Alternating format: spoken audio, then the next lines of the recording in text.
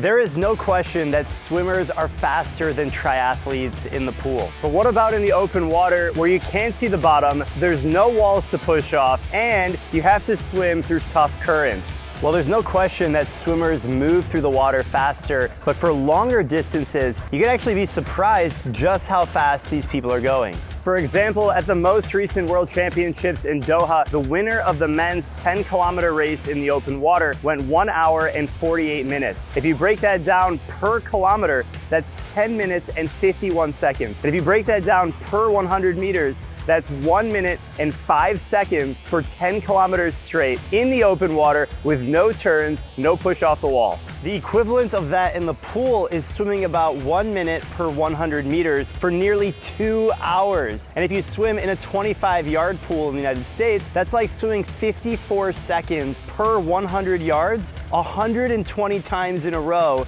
without stopping. But if you want to swim faster in the pool or in the open water, then you need to follow these tips. First of all, you have to focus on technique. If you look at the fastest swimmers in the world, the thing that is common amongst all of them is how efficient they move through the water. Swimmer, open water, triathlete, doesn't matter. Look at the way that people's fingertips enter the water, how smooth it is, reaching to full extension. A lot of these principles are gonna apply whether you're swimming in the pool or in the open water. And one of the biggest reasons why swimmers can swim faster than triathletes is because of the technical foundation that's done in the pool. When you're talking about doing drills, improving your distance per stroke, your feel of the water, you have to do that in the pool. It's very difficult to do these skills in the open water. Yes, it's beautiful and it looks amazing, but having these 25-meter or 25-yard blocks allows you to really focus on your technique. And another reason why swimmers are often faster than triathletes is because they learn how to swim at a younger age. When you learn how to swim when you're 5, 6, 7, 8 years old and you go up and down the pool so many times, you're really gonna grow with the sport of swimming. You develop your feel of the water as you're growing up. And by putting in the laps, you're really gonna be at a significant advantage compared to a triathlete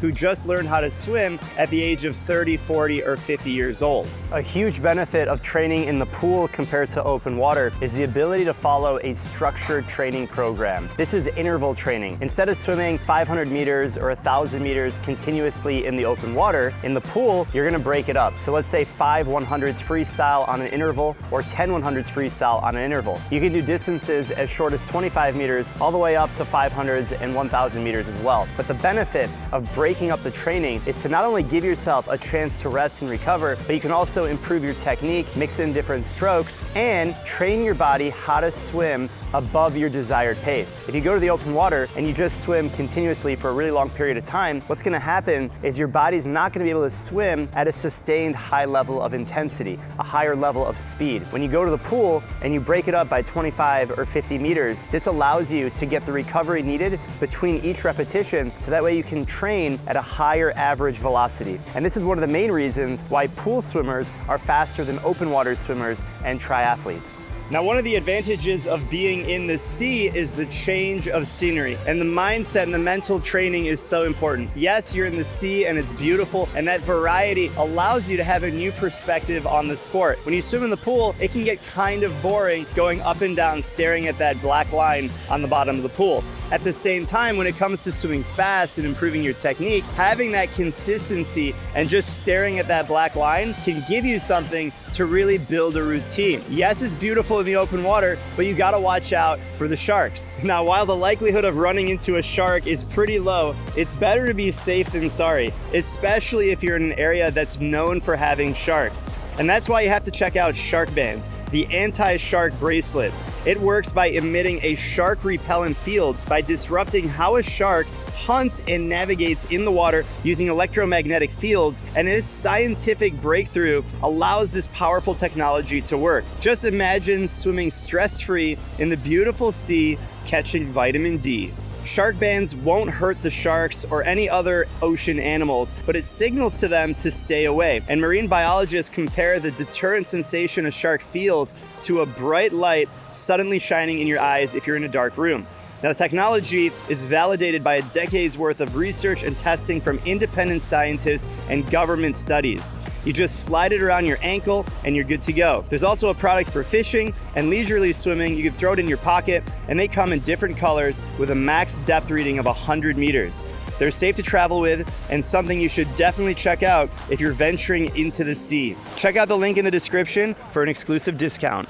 Another benefit of training in the pool compared to open water is your ability to add variation to your training. I already talked about the benefits of being able to swim shorter and longer distances with different styles of variation, sets and set groups, but you also get the ability to train different strokes. I mean, who's swimming butterfly in the open water? Maybe that's you, but at least in the pool, you can train the different strokes in a much more structured way, and that develops your feel of the water. So if you notice, the best swimmers in the world swim the 400 IM or the 200 IM. But if you're not following the fast pool swimmers, just look at how technically efficient these swimmers are. Even if you don't want to compete in butterfly or backstroke or breaststroke, the ability to train those style of strokes will make your freestyle that much faster. Not only that, when you're in the pool, you can add in different types of equipment that you won't be able to do in the open water. For example, you can train with fins, paddles, snorkel, nose clips. You can add resistance training, and these tools are pretty much inaccessible when you're out in the sea. Yes, you might be able to take fins or paddles with you, but it's really not the best. And if you compare that to swimming in the pool, you can change your equipment every time you're at the side of the pool. This is something you cannot do in the open water. If you're looking to incorporate more equipment into your own routine, I follow the 50% rule, which states you can't train with more than 50% of your volume using equipment. So if you swim 10,000 meters per week, try and keep your equipment usage to less than 5,000 meters. And again, if you're in the open water, that percentage is going to be close to zero. Sure, you might have your wetsuit and your safety buoy, but when it comes to actual training equipment and trying to improve your feel of the water and swim faster by developing your strength, the best way to do that is in the pool by adding variety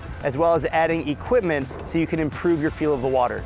When you're in the pool, it's easy to see how fast you're swimming. You know exactly how far you've swum. You've swum 25 yards or 25 meters or 50 meters because the pool is a standardized length. And what gets measured gets improved. So if you're looking to improve your distance per stroke or your speed, the best way to do that is to monitor your progress in the pool. It's really difficult to see how fast you're going in open water because there's so many other variables. First of all, you're probably not swimming in a complete straight line. Additionally, you're not going to be able to measure how fast you're going because of all the other variables of current, waves, and maybe even other swimmers. The water temperature plays a big factor as well. Maybe there's aquatic marine life swimming around you too. But at the end of the day, you want to make sure you're measuring your progress. That's your speed, your distance per stroke, your stroke count, your swell score, and all of these things are relatively easy to measure when you're in the pool. If you can measure your progress in the pool, you'll be able to see yourself getting faster. It's one of the reasons why we developed test sets in the MySwimPro app. So you can see